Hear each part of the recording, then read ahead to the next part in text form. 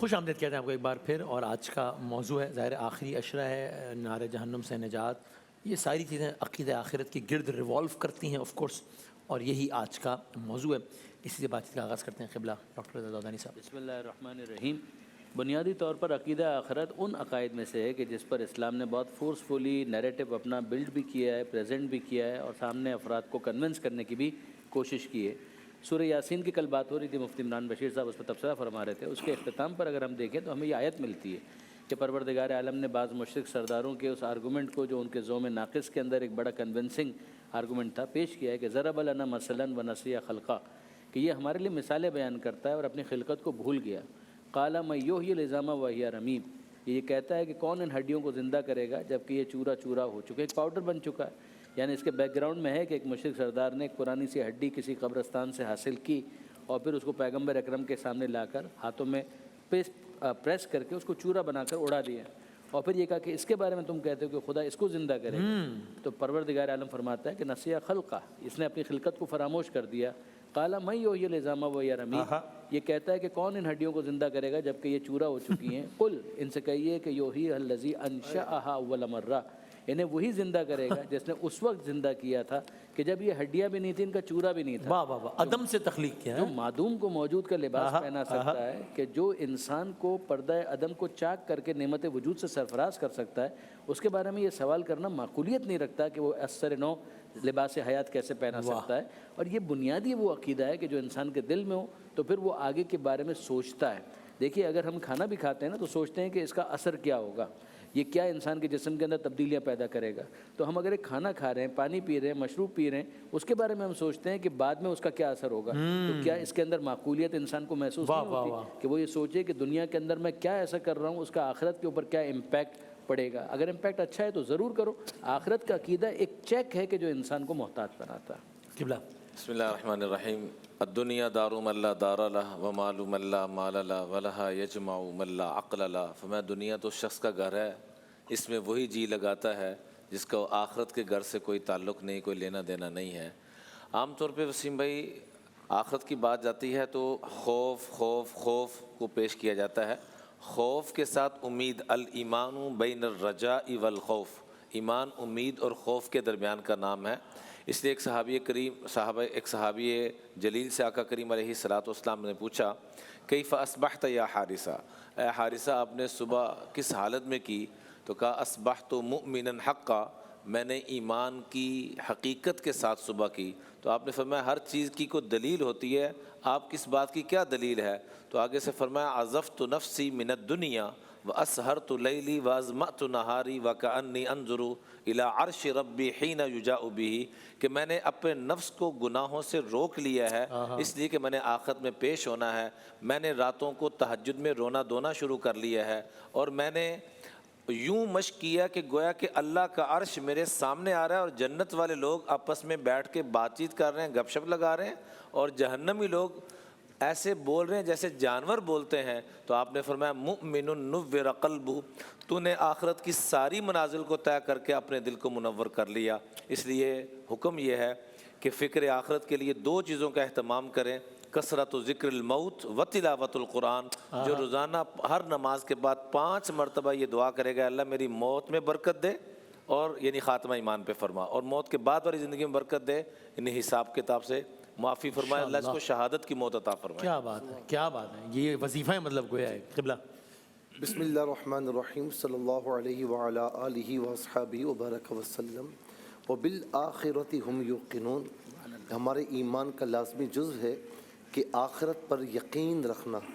اچھا قبلہ علامہ صاحب نے یہاں تک گفتگو پہنچائی کہ ایک بندہ مٹی میں مل جائے گا، اس سے اللہ رب العالمین زندہ کیسے فرمائے گا؟ تو فرمایا تم معدوم تھے، تمہیں میں نے پیدا فرمایا، بے جان نطفے سے پیدا فرمایا، تو میں یہ کیوں نہیں کر سکتا؟ اچھا یہ آخرت ہوگی کیوں؟ ڈے آف ججمنٹ جو ہے یہ کیوں ہوگا؟ ہمیں اپنا ایک ایک حساب دینا ہے، ایک ایک عمل کا.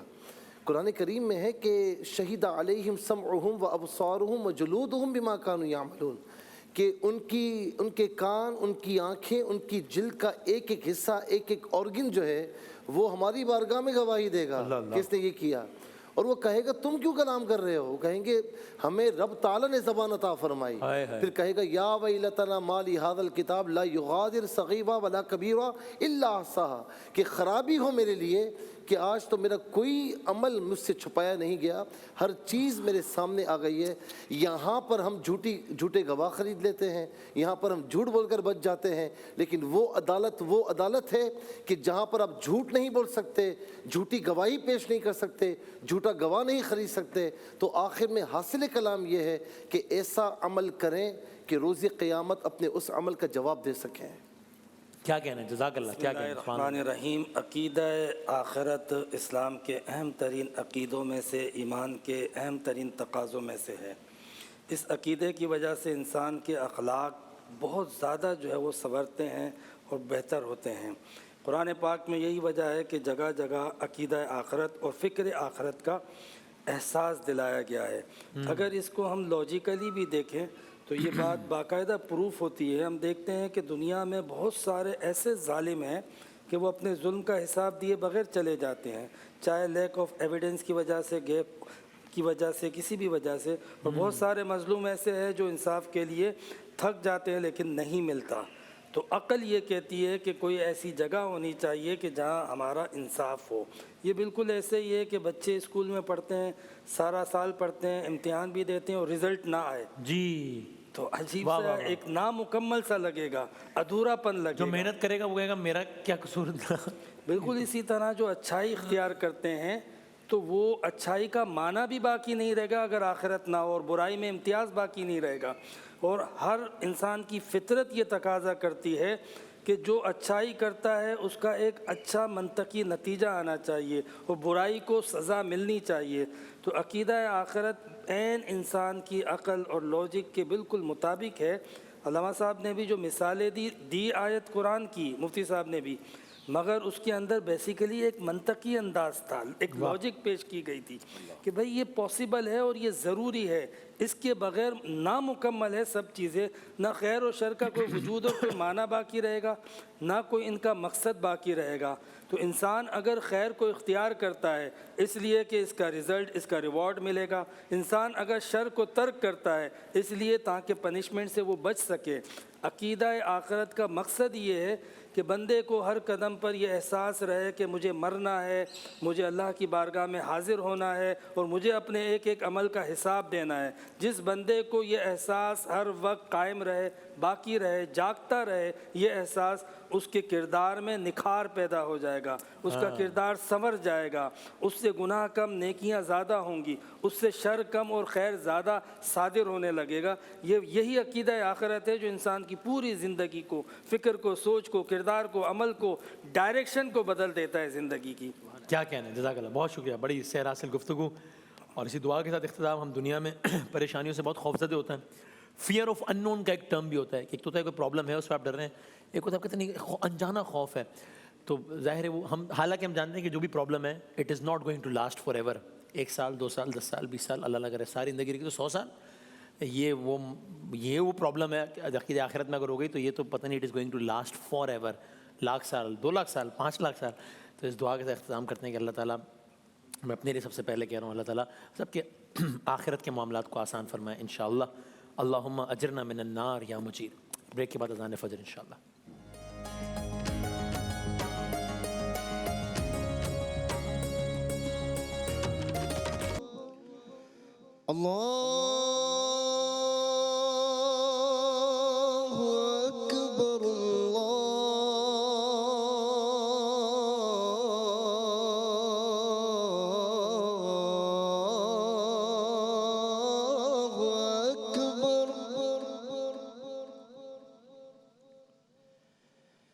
أشهد أن لا إله إلا الله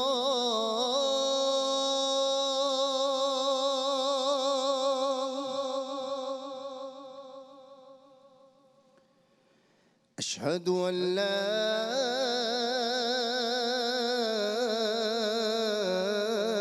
إله إلا الله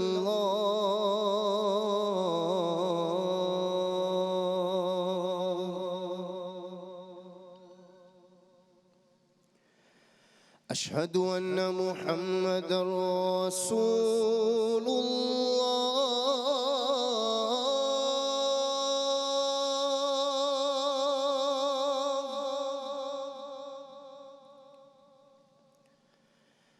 أشهد أن محمد رسول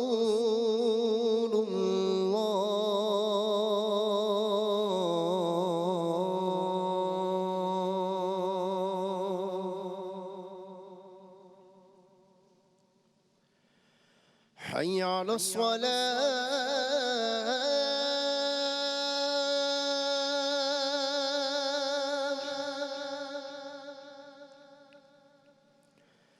حي على الصلاة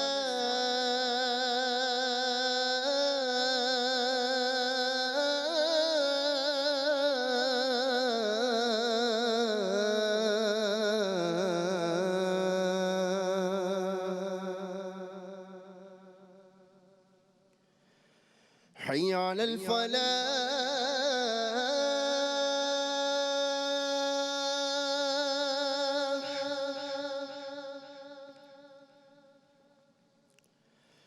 حي على الفلاح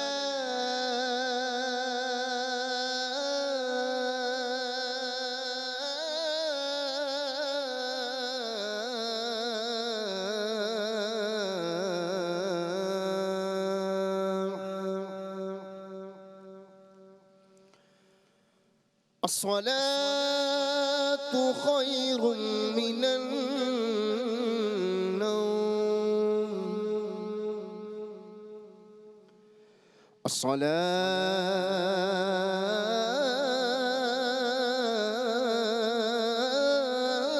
الصلاة خير من النوم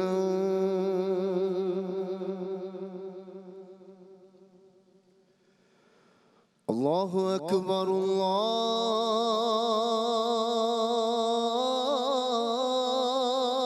الله أكبر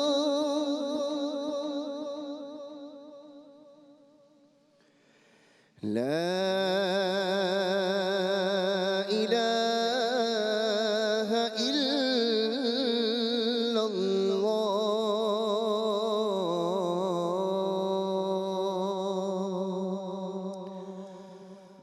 اللهم رب هذه الدعوة التامة والصلاة القائمة آت سيدنا محمد الوسيلة والفضيلة والدرجة الرفيعة وابعثه مقاما محمودا الذي وعده وارزقنا شفاعته يوم القيامة إنك لا تخلف الميعاد برحمتك يا أرحم الراحمين.